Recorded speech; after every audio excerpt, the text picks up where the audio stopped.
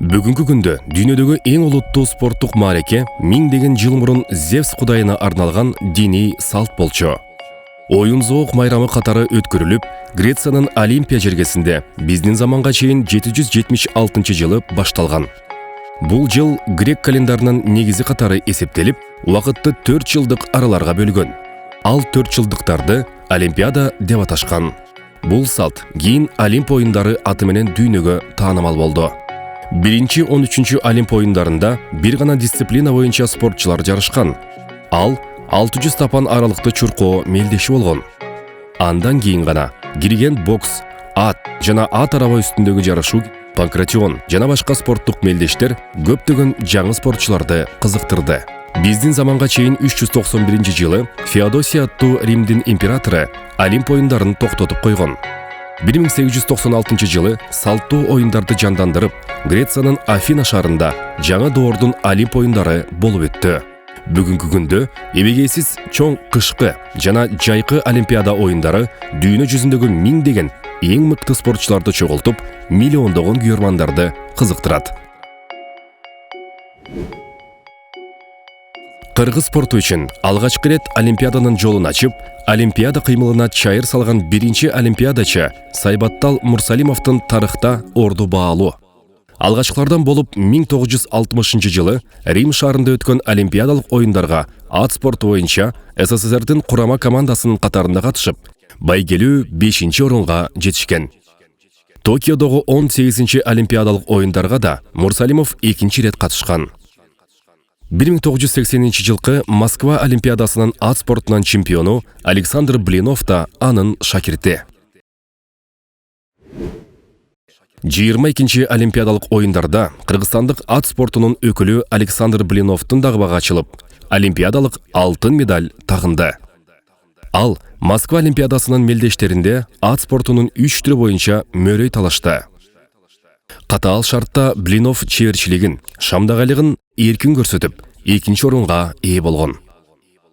Кыргызстандык спортчу жеке таймашта күмүш медалдын ээси болсо, командалык эсепте СССРдин курама командасынын намысын талашкан үчүн тарыхта биринчи жолу чемпиондук алтын медаль ыйгарылган.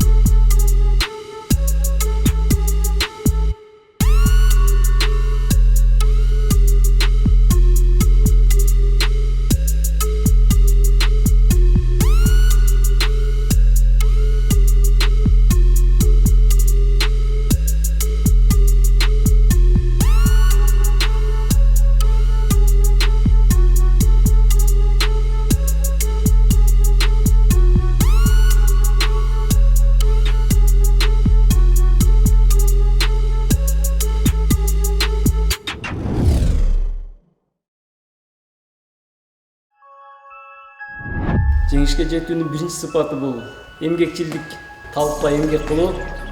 Спортсмен деген жалпоолук деген нерсени унутуш керек. Эртең менен туруп тренировкага как положено келиш керек. Вовремя тренировкага келип, вовремя тренировка кылып туруш керек да. Анан канчалык спортсмен канчалык тер төксө, ошол төккөн тердин эмгегин көрөт деп ойлойм.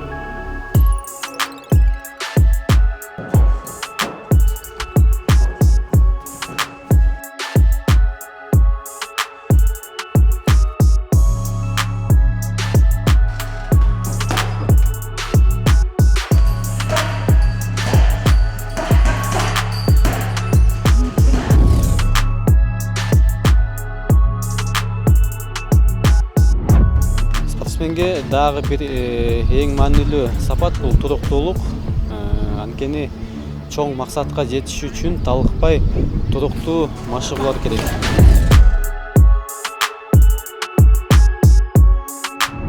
Жеңишке жетүүнүн дагы бир сыпаты бул характер деп коет. Характер кыргызча айтканда мүнөз, көкпеттик керек. Рингде каршылаштар ар кандай каршылаштар туш келип калат. Ошондо кандай чабуулдар болбосун, сен сага кандай чабуулдар болбосун, сен характер көргөзүп, көкпеттен көгөрүп мушташышың керек да.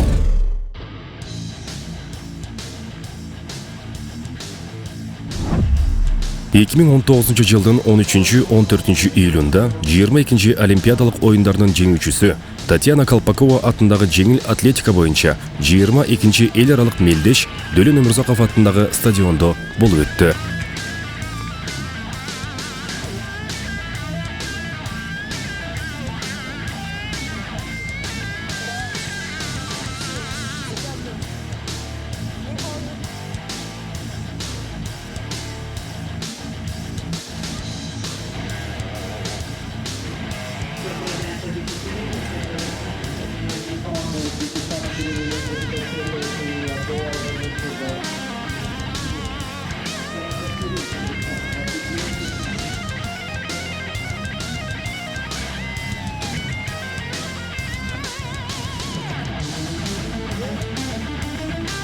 Эки миң 19 жылдын 11-12 июнунда эмгек сиңирген спорт чебери Раатбек Санатбаевдин жаркын элесине арналган грек-рим күрөшү боюнча аны улап, 13-14 июнда Каба Улуу Кожомкулдун жаркын элесине арналган 57-чи эркин күрөш боюнча эл аралык мелдештер Бишкек шаарындагы Кожомкул атындагы спорт сарайда болуп өттү.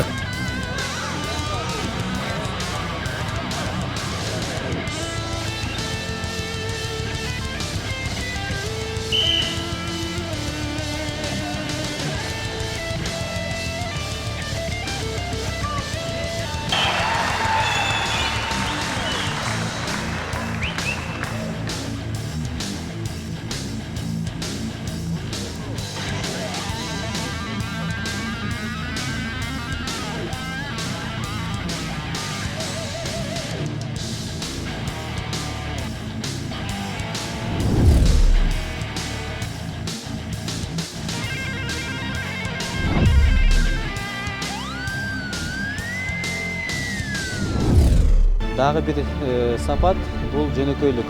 Канчалык бийик даражага жеткен сайын ошончолук жөнөкөй болуш керек.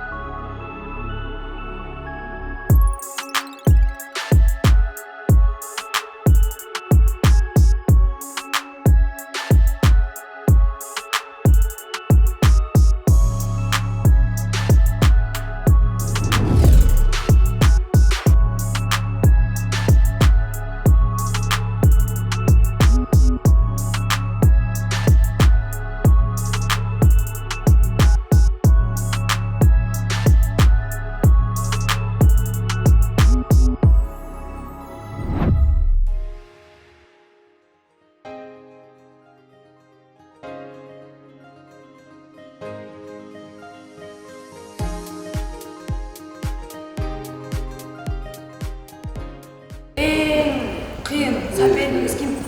Он жактыдай мен билген соперниктерим бар. Ошо азыркы күнү Өзбекстан Латипов деген мушкери күчтүү. Казакстан мушкери бар. Ошондой эле Индиан мушкери бар. Макы кайзыда тилекке катышып калган Южный Корея мушкери бар. Ошентип эсептесем, где-то бир 10 чактыдай күчтүү мушкерлер бар да.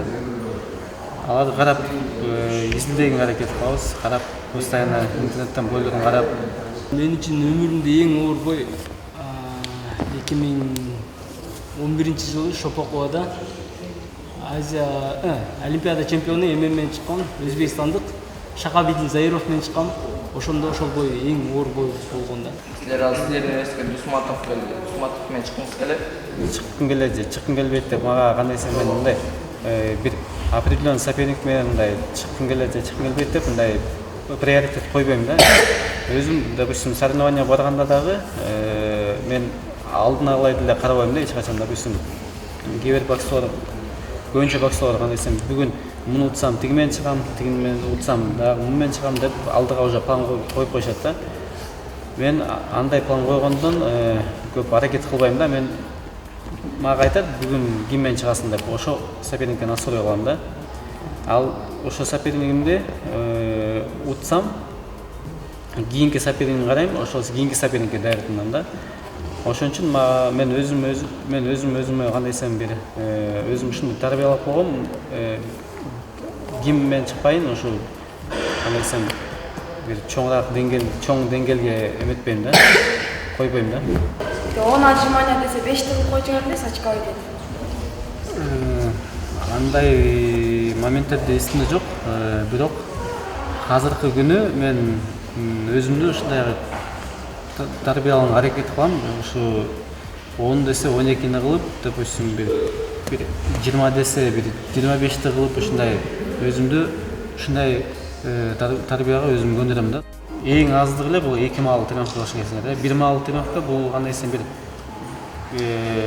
ошо Кыргызстан ичинде бокс чыгам десеңер, андан ары кетпейм десеңер, анда 1 маал жетишет да. Если чоң ийгилик көрсөтөм деп бир эл аралык бир деңгээлге чыгам десеңер, анда бир 2 маал, бул 2 маал стабилдүү алыш керек да.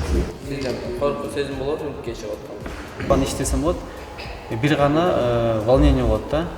Ушул волнение болуп, бул бирок волнение болгон, бул ансыз да болбойт да. Волнение жок болсо, бул андай десем анда зыян тийип атат да. Мындай айтканда, волнение мера болуш керек да, өзүнүн чеги менен болуш керек. Чеги менен болгондо ушул кандай десем бир ушу рингде боксшашып атканда кандай десем бир скорость кошулат, чувствительность кошулат, кандай десем бир кандай кичине шамдагайлык пайда болот да ошол. Себептен бокско кирип калган. Эки байкем тең боксер болгон. Ушу 11 жашымда алар мени ушу бокс залына алып келип, агай менен сүйлөшүп, ушу катчысын деп мени ошого бокска жактырып койгон да. Мындай бир бокска өзүм келип тандадым деп деле айтсам болбой калат. Мен ал кезинде өзүмдү көп түшүнчү эмесмин, спортко деле кандай десем мындай көп түшүнүгүм деле жок болчу. Бокска алып келиште бокстан кылып атып өзүмө аябай жагып кетти да. Кичинекей кезимде боксер болгум келчү, кичинекейден бокс жакчу. Бокска келгим келип жүргөн, бирок шартка байланыштуу, силердей маалымда келе албай калганга байланыштуу 16 жашымда келгем да мен бокска. Туура тамактанганыңарды айтып берсеңиз. Эртең менен жеңил тамактар жеш керек. Жумуртка, анан каша деген сыяктуу жеңил тамактарды жеп тамактанган жакшы го дейм. Эртең менен. Бойдун астында суюк тамак ичкен жакшы. Эртең менен мисалы силер молочный тамак жесеңер туура болот да. Допустим, ошондой эле творог, кашалардан жесеңер жакшы болот. Түштө клетчатка менен крупаларды кошуп, этти куудулган эт эмес, сууга бышкан эт желательно жакшы болот да. Ошондой эле кечинде кандай десем кечки тамак ошону үчөөнү камсыздаш керексиңер да. Ошо биякта жареный тамакты аз жеш керексиңер, азыраак жеп. Көчөдө сатып аткан тамактарды, ошондой эле гамбургер, шаурмаларды көп силерге көп пайда алып келбейт деп ойлойм. Мен билишим боюнча. Шипоковдо ким кыйын противник болчу? Каршылаштардан Турат Осмонов болчу, Рахманкул Абатов болчу. Постоянно ошолор менен Кыргызстан мушкерлери менен жолугуп калчумун мен Шипоковдо. Нурлан беке, Кыргызстан курама командасына канчанчы жылдары кирдиңиз? 2005-жылы юношалардан киргем. 2005, 2006, 2007 юношалардан курама командага киргем. Андан кийин молодежьту бокс ашкан жокмун деп деле айтсам адашпайм. Анан 2008 Сегиз эмес, 2009 жылдан баштап ушул чоңдор арасында ошондон баштап бүгүнкү күнгө чейин Кыргызстан курама командасында жүрөм да. 22 жашымда Азия чемпиону болдум. Ошондо 11 жыл. Сизге рингке чыгып утулуп калганда ыйлачу элеңиз? Кичине кезинде утулуп калсам эле ыйлап элечмин. Ыйлап эле. Бирок кичине чоңойгондон кийин андай кандай десем привычкам кетти да. Менде болгон. Менде 3 жыл мурун эле болгон. 3 жыл мурун эмес, өткөн жылы эле Азия оюндарында утулуп калганда мен өзүм ушундай нетип кеттим да. Көзүмө жаш келип кетти, өзүм байкаган жокмун да. Өзүм байкаган жокмун, бирок ыйлабайм деп атам. Бирок көзүмө жаш келип кетти да. Бирок аны эч кимге көрсөтпөй, эч ким деле билген жок. Кайра нетип калдым ачык.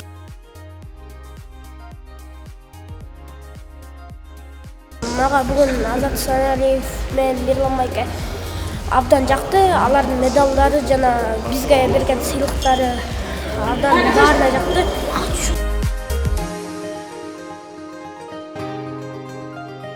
Бүгүнкү жолугушуу абдан пайдалуу болду деп ойлойм. Анткени мындай мероприятиялар бул аябай бир жакшы таасири бар. Ошондой эле көп спортсмендер ушундай өзүнүн опыту менен бөлүшүп, кандайсың бир мотивация берип турса, бул жаш балдарга абдан бир жакшы таасирин тийгизет деп ойлойм да. Келечекте ушу жаш балдын арасынан да бир жакшы, күчтүү, бир чоң ийгиликке жете турган бир спортсмендер чыгат деген үмүт бар да. Балдар менен жолуккандан көрө таңдаш менен мушташкан жеңил го дейм. Бул балдардан күтүлбөгөн суроолор келип калат экен. Ар кандай суроолор келип калат экен, кээде жашырып жүргөн нерселерин айтып коюшка туура келет экен да. Жашыра албай калат экенсиң. Сермайдан чыккандан кийин ыйлаганымды жашырып жүргөм да. Негизи эч ким билбейт. Көбүнө эч кимге көргөзбөчүмүн да. Аны жаңы эле айтсам алдаш калп айткандан уялдым да, тартындым да, ачык эле айтып салдым мындай.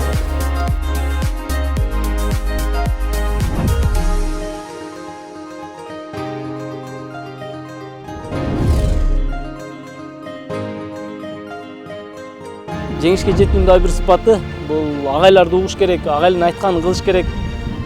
Агай саган жаман нерсени айтпайт, баардык нерсени жакшы айтат. Рингте дагы агайдын айтканын угуп гана жеңишке жетесиң. Рингте агайдын айткан койгон тактикаларын, айткан заданияларын баарын так орундаш керек.